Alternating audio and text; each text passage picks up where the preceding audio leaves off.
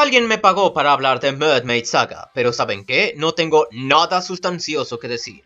Tal y como la mayoría de trabajos de Rumiko Takahashi, es aburrido porque es una serie que tiene un final decepcionante y que se siente incompleta por ello mismo. Así que en su lugar, y para que el video sea más sustancioso, quiero compararla con los dos trabajos más destacables de la autora, Ranma y medio e Inuyasha, además de ser también de los más mainstream. Mientras que podrías creer que estas tres series son totalmente diferentes, y con buen motivo, vamos a analizarlas desde los aspectos más generales posibles para crear conexiones. Ranma y medio consiste en una comedia harem, con toques de artes marciales, con una premisa sobre un chico que puede transformarse en chica con el agua por una maldición. Inuyasha es un shonen de peleas y una historia de romance que involucran a un humano mitad demonio.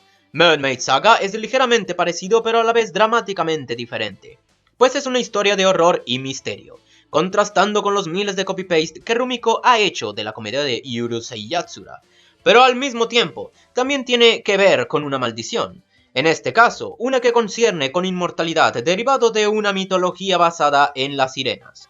Si pusiste atención, notarás que Rumiko es muy japonesa. A diferencia de muchos anime que mezclan diversos elementos occidentales, Rumiko juega bastante con el folclore japonés. Nunca ves cosas amerindias o europeas en sus trabajos, algo que me gusta pues le da una identidad, y una muy local. Pero al mismo tiempo, es uno de sus defectos ya que abusa de las maldiciones en sus obras, y por ende termina repitiéndose mucho. No es la idea lo que tiene de malo, sino el hecho de que la ejecuta siempre de las mismas formas. En términos de personajes, Mermaid Saga es quien termina perdiendo, pues son sumamente olvidables, al punto de que para el momento de escribir esta reseña ya se me olvidó el nombre del protagonista.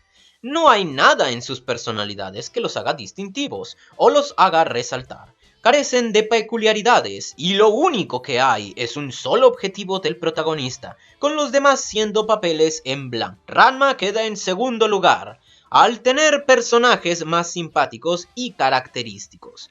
Aunque a mí sinceramente me cae mal Akane y la mayoría de personajes con el arquetipo de tsundere. Los personajes suelen caracterizarse por un hobby, alguna obsesión o algún objetivo absurdo, y por ello son personajes simples pero recordables. Los personajes de Inuyasha son eso y más, pues no solo tienen características definitorias, sino que también poseen conflictos internos que se van desarrollando al transcurso de la serie. Tampoco son gran cosa, debido a que muchos de estos conflictos que mencioné a la larga dejan de tener peso, debido a que el protagonista se vuelve absurdamente poderoso, y porque la comedia de Rumiko Takahashi puede romper con el drama de algunas escenas. Ahora, es tiempo de compararlas bajo su contexto narrativo, lo cual es lo más importante de todos modos. Si soy honesto, las tres series me parecen lentas. Inuyasha es curioso porque empieza muy adrenalínico, pero luego se vuelve lento. En los primeros episodios muchos eventos toman lugar en un solo episodio, y diversas subtramas se desarrollan al mismo tiempo. La verdad que el inicio es bastante intrigante y atrapante, pero lamentablemente la serie se vuelve una cagada porque, como la mayoría de shonen de peleas, termina yendo en círculos persiguiendo al mismo villano una y otra vez, o forzando a Spools para crear conflictos nuevos, que no eran necesarios o que no tenían nada que ver con el conflicto inicial. Suma el hecho de que, como mencioné, el poder de Inuyasha se vuelve tan exagerado a mitad de la serie, que vuelve aburridas las batallas pues la tensión se ha ido. Y todos los personajes pierden la significante participación que tenían al inicio. La primera mitad es cómica, dramática, intrigante y dinámica. La segunda es aburrida, lenta, melodramática y forzada. Y ni siquiera la primera mitad es para arrojar flores debido a que los personajes son algo arquetípicos. Ranma no tiene mucha trama, pues si bien hay un pseudo objetivo final, el cual tiene un desenlace final decepcionante, al final la serie es más episódica que nada, y una muy larga quiero resaltar. Encuentro esto como un defecto porque si bien la serie es graciosa y simpática, repite sus mismos chistes por cientos de episodios.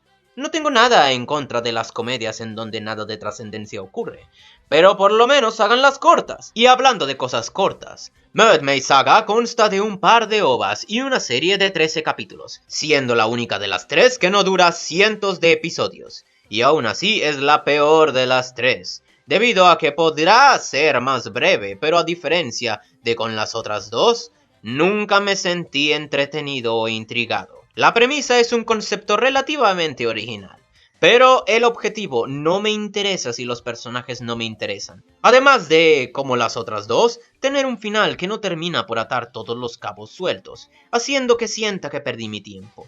Es una de esas veces en que Rumiko intentó ser más seria y brutal, pero falló porque tocó un género que es diametralmente lo opuesto al género con el que siempre trabaja. Y porque la seriedad de la serie no le permitió hacer personajes cómicos como los que siempre hacen, resultando en que no sepa cómo tratarlos.